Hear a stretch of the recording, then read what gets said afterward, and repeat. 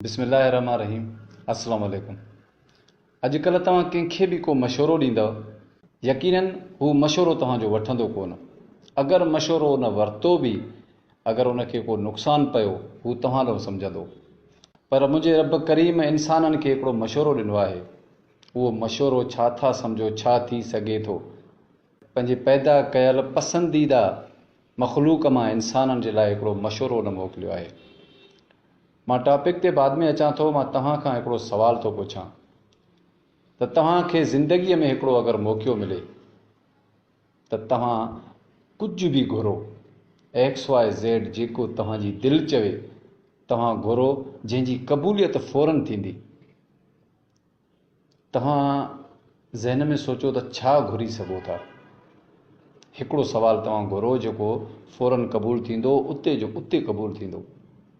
हाणे तव्हांजे ज़हन में एतिरा सवाल उथंदा ऐं दुनिया जे एतिरनि शयुनि खे ज़हन में आणींदव त मां घुरां छा, कहिड़ी शइ वॾी आहे जेका मां घुरां। गाॾी घुरंदव, घर घुरंदव, प्रॉपर्टी घुरंदव, बैंक बैलेंस घुरंदव, महबूबा घुरंदव, पीउ माउ जी शफ़क़त घुरंदव, तव्हां दोस्त घुरंदव, ख़ूबसूरत पहाड़ जॻहियूं, इहे सभु चवंदव त इहे मूंखे मिलनि, इहे मुंहिंजूं हुजनि। छा घुरणु पसंदि कंदव? इहो हिकिड़ो तमामु वॾो सुवाल आहे। जॾहिं इन टॉपिक ते अचूं था न, त असांखे अगरि घुरण लाइ मौक़ो मिले ऐं का हिकिड़ी शइ असां सिलेक्ट कयूं त यकीनन असांजो दिमाग़ फिरी थो वञे त घुरूं छा। दुनिया जे सभिनी शयुनि ॾे चकर लॻाए था ॾिसूं त सभु शयूं जेके आहिनि त नंढड़ियूं थियूं लॻनि। जॾहिं रब अता कंदो त तव्हां सोचो त उहा का वॾी शइ हूंदी न।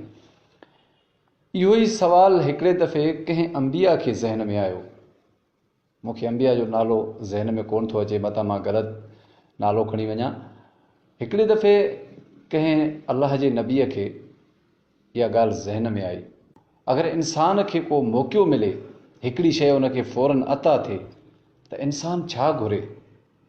सोचे सोचे सोचे बारगाह इलाही में अर्ज़ु कयो, या बारी ताला, हीउ हिकिड़ो वॾो सुवाल आहे। छा घुरणु खपे बंदे खे अल्लाह खां? जॾहिं फ़ौरी क़बूलियत हुजे, इंसान परेशान थी वेंदो, इंसान हिर्स में हलियो वेंदो। मतिलबु छा घुरे?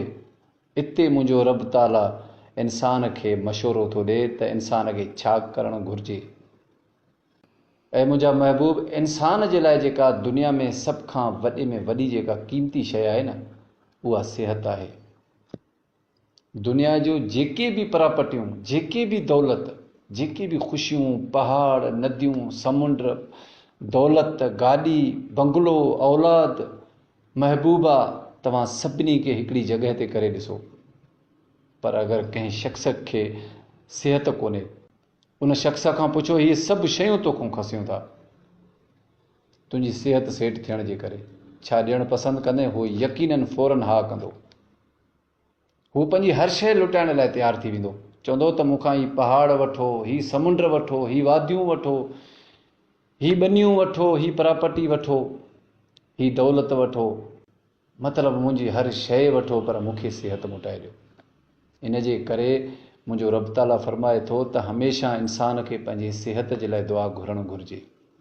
तव्हां जॾहिं बि दुआ घुरंदा आहियो न, कंहिं शइ जी तव्हांखे का तकलीफ़ थी थिए, का ज़रूरत थी पैदा थिए, खीसो थो ख़ाली थिए, तव्हां फ़ौरन पैसा घुरंदा आहियो। जॻह जी ज़रूरत आहे त जॻह घुरंदा आहियो। तव्हांखे किथे वञिणो हूंदो आहे त सवारी घुरंदा आहियो। पर इन सभिनी शयुनि खां अहम जेका शइ आहे न, उहा आहे सिहत। अगरि तव्हां वटि सिहत आहे, तव्हां जॻह बि ठाराए सघो था, तव्हां काॾे वञण लाइ सवारी बि वठी सघो था, तव्हां नओं घरु वठी सघो था, ॿनी वठी सघो था, घुमण लाइ जाते काथे तव्हांजी दिलि कढी सघे थी, तव्हां वञी सघो था, अगरि तव्हां वटि सिहत आहे। हिन ज़िंदगीअ में सभु कुझु हासिलु करण जी कोशिश में पंहिंजी सिहत जो खानो ख़राबु कॾहिं न कजो। दुनिया में हर शइ हासिलु करण जो हिकिड़ो हिर्सु हूंदो आहे त मूंखे हीअ शइ खपे, गाॾी खपे, बंगलो खपे, राति जो देरि सुम्हूं था, सुबुह जो साझुर असांखे उथिणो आहे, फलाणे सां टाइम रखिणो आहे, नाश्तो नथा कयूं। ऐं जॾहिं असांखे बुख थी लॻे, बुख हिकिड़ी अहिड़ी शइ आहे त असां कचहरीअ में मीटिंग में असां पंहिंजे ज़माने वारे हिर्स में ख़्यालु कोन था कयूं। पेट खे जॾहिं बुख थी लॻे ऐं बुख पोइ ख़तमु थी वञे त उहो बुख जेका आहे त पेट खे खाए थो, जिस्म खे खाए थो, ऐं हली हली पोइ इंसानु जेको आहे न पंहिंजी सिहत मां हथु विञाए वेहंदो आहे। पोइ त न कंहिं मीटिंग जहिड़ो रहे थो, न दोस्तनि जहिड़ो रहे थो। पैसो बि कमाई, हाणे वरी साॻियो पैसो वरी सिहत ते ख़र्चु करे।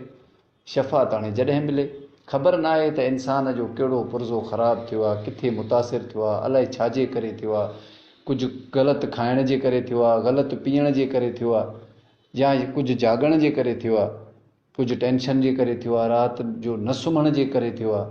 असांजो माशरो तक़रीबन जॾहिं खां सोशल मीडिया जो दौरु आयो आहे, टच मोबाइल आई आहे, लाइटूं आयूं आहिनि, त तक़रीबन राति जी निंड जेका आहे त उहा तक़रीबन घटि थी वई आहे। सुबुह जो उअं बि सभिनी खे उथणो आहे, पर असुलु हक़ीक़त इहा आहे त राति सुम्हण लाइ आहे, ॾींहुं जाॻण लाइ आहे। तव्हां ॾींहं जो जेको बि कमु कयो था, जेको बि तव्हांखे कमु करिणो आहे उहो ॾींहं जो कयो, राति जो आरामु कयो। ओबासी अचण खां पहिरियां तव्हां बिस्तरे में हुजो। हिन वीडियो जो ख़ासि जेको मौज़ू आहे उहो आहे सिहत। तव्हांखे सिहत जो तमामु घणो ख़्यालु करणु घुरिजे। मुंहिंजे रब ताला जो इहो मशवरो आहे इंसाननि जे लाइ त तव्हां इंसाननि खे अगरि मौक़ो मिले त पंहिंजे सिहत जो तमामु घणो ख़्यालु कयो। सिहत वञण खां पोइ तव्हांजी परहेज़ बेकार, इलाजु बेकार, पोइ तव्हांजो ख़र्चु करणु बेकार। छो जो ख़र्चु ज़ाया थी वेंदो, तव्हांजी परहेज़ ज़ाया थी वेंदी। किथां ईंदी सिहत उहा जेका तव्हांखे रब जे तरफ़ां मिलियल आहे? उहा सिहत तव्हांजी तमामु घणी क़ीमती आहे। उन सिहत जो ख़्यालु कयो, उन सिहत खे विञाइण न ॾियो हथां। ग़लति शयूं न खाओ, दोस्तनि सां गॾु उथो था, वेहो था, तव्हां वटि ताक़त आहे, तव्हां वटि 5 रुपया आहिनि, देरि ताईं जाॻण जेतिरो हौसलो आहे, त इहो पंहिंजो ज़ियान न कयो। छो जो इन जो क़दुरु तव्हांखे तॾहिं पवंदो जॾहिं तव्हां बीमारी जे बिस्तरे ते हूंदव। तव्हां यकीन कयो, बीमारी जे बिस्तरे ते जॾहिं तव्हां पहुचंदव, तव्हांखे पंहिंजो गुज़िरियल त हिकु हिकु पल यादि ईंदो। तव्हां सोचींदो त मां हिते ग़लति कमु ही शायदि न कयां हा, हिते ही शइ न खावां हा, हिन दोस्तनि सां न वञा हा, हिते मां राति जो न जाॻां हा, त अॼु मां हिन बिस्तर ते मजबूर लॻो न वेठो हुजां हा।